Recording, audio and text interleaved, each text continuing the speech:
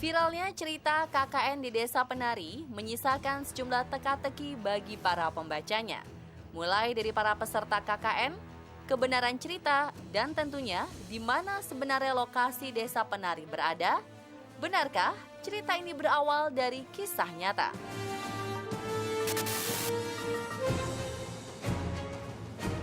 Usai melakukan penelitian berminggu-minggu, tim On The Spot memutuskan untuk berangkat ke Kabupaten paling timur Jawa, melakukan penelusuran demi menemukan lokasi dari kisah KKN di Desa Penari.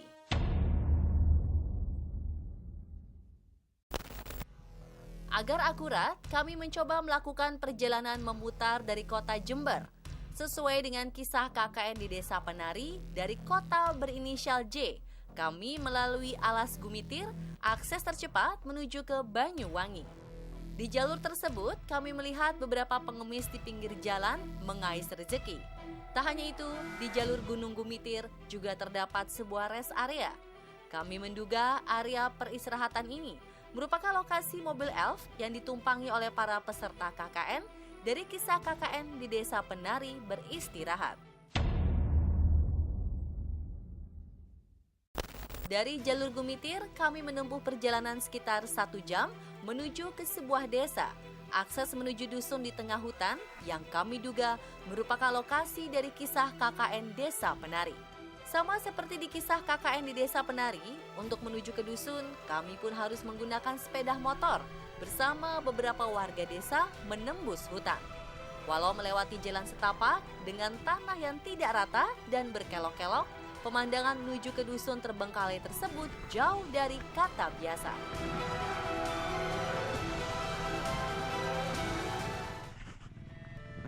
Jika di kisah KKN di Desa Penari, sang penulis anonim Simple Man menuliskan kegiatan KKN tersebut dilakukan pada 2009, kami justru menemukan fakta menarik di lapangan, yakni di dusun ini pernah ada kegiatan KKN antara tahun 1995 atau 1996.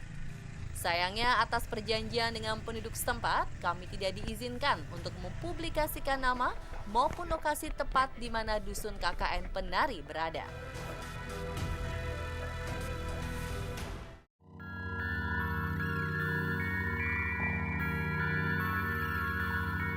Lokasi pertama yang kami temui adalah 2 buah batu besar di kiri dan kanan jalan.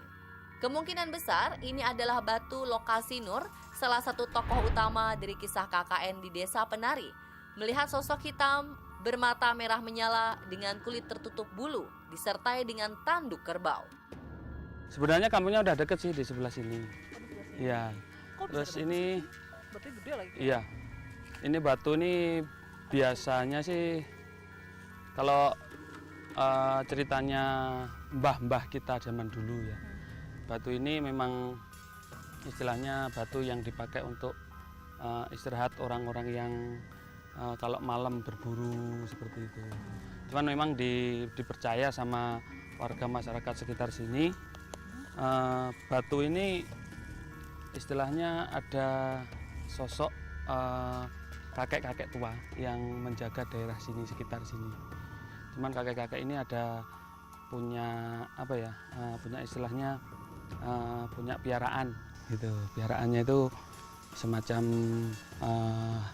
apa ya, seperti harimau tapi warnanya hitam kecil. Nah itu memang kemana-mana selalu mengikuti kakek-kakek itu. Penuturan dari Mas Baim tentang sosok kakek yang menghuni batu ini mengingatkan kami kembali pada kisah KKN di Desa Penari. Tokoh Widya yang sedang sakit harus istirahat dan tinggal di dalam rumah selama beberapa hari. Saat sendirian di dalam rumah, Widya melihat seorang pria berusia 50 tahun yang kerap mengawasinya. Usai mengadukannya kepada Pak Prabu pun menegur pria tersebut. Tetapi setelahnya Pak Prabu berkata kepada Widya bahwa ada yang ingin memberikan pesan kepada Widya. Saat Widya bertanya siapa yang mau memberi pesan, Pak Prabu menjawab, kakek-kakek penjaga batu kali itu.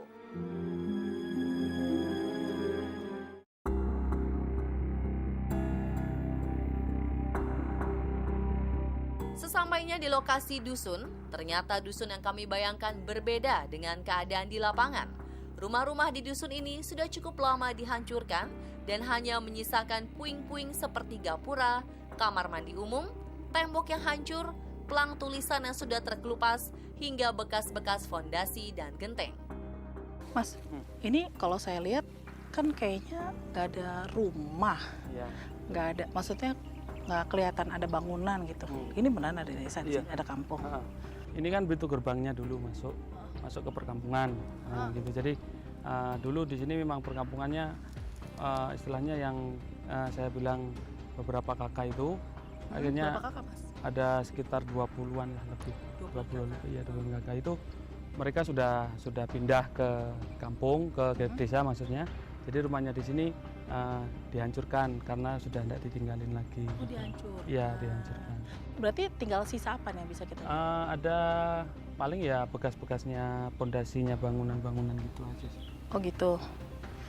Ya oke, yuk kita ke sana, Mas.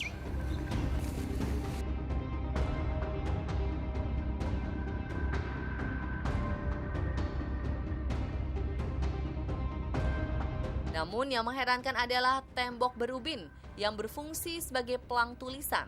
Pelang ini masih terlihat cukup baik, hanya bagian tulisannya saja yang dihancurkan.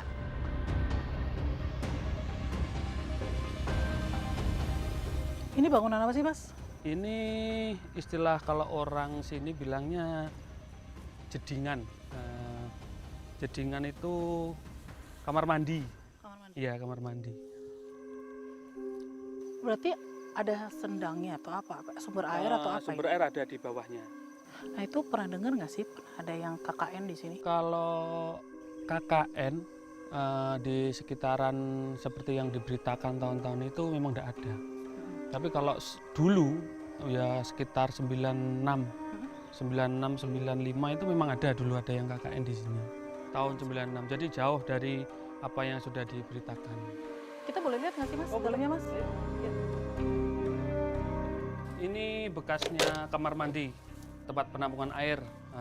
Jadi untuk mandi orang-orang dulu yang tinggal di sini. Jadi karena sudah lama ditinggalkan, akhirnya ya sebagian ada yang roboh, hancur dengan sendirinya, dan ya tinggal satu ini sisa bangunannya. Tapi ini apa namanya di sini ada makam? Oh, kalau makam ada di sebelah sana di atas nanti. Setelah ini kita ke sana. Oke, yuk, silakan Pak duluan.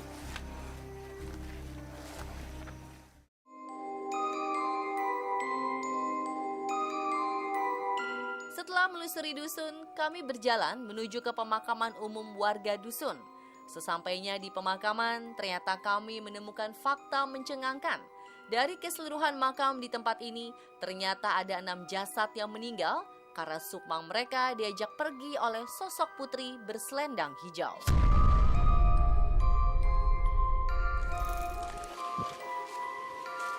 Ini kita balik badan. Apa ini, Mas? Ya, ini pemakaman, Mbak. Pemakaman umum.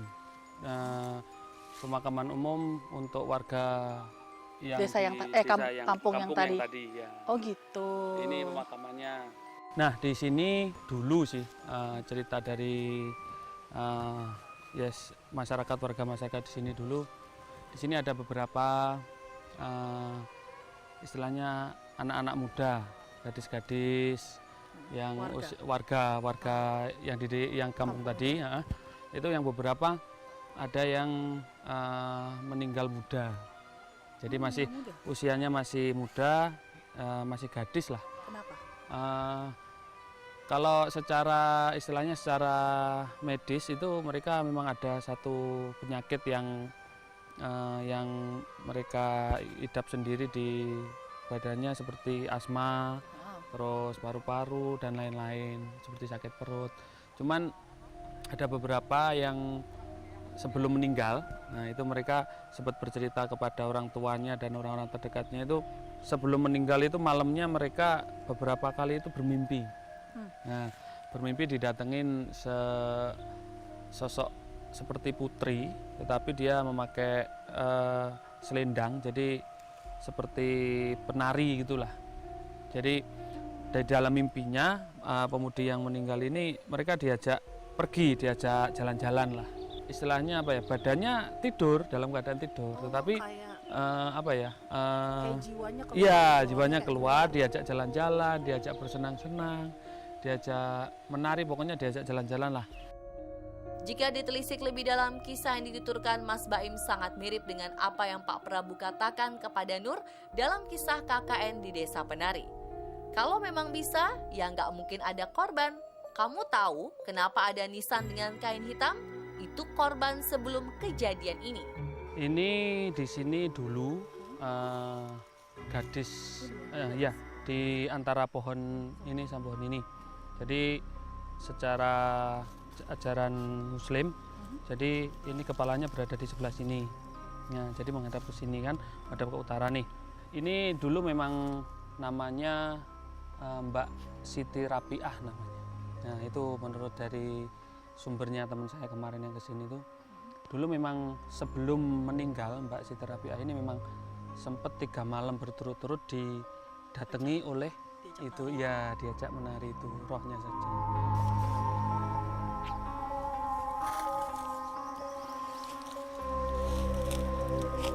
Ya yang ada yang tua-tua itu seperti kakek-kakek, terus ada lagi yang agak apa itu putri, ada pakai kembenan atau selendang hijau itu. Waktu saya itu jalan dari alas, dari pring, sekelerepan itu kelihatan selendang itu kayak lari gitu di situ itu.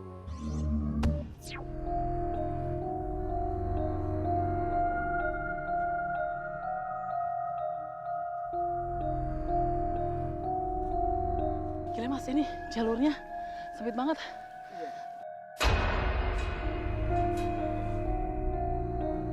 Kita mau menuju ke makam keramat, tapi kalau lihat dari jalurnya, saya jadi ingat cerita Desa Penari yang jalur terlarang. Lihat aja tuh jalurnya bener-bener yang ketutup banget, dan ini sempit banget, dan ini kita nanjak terus.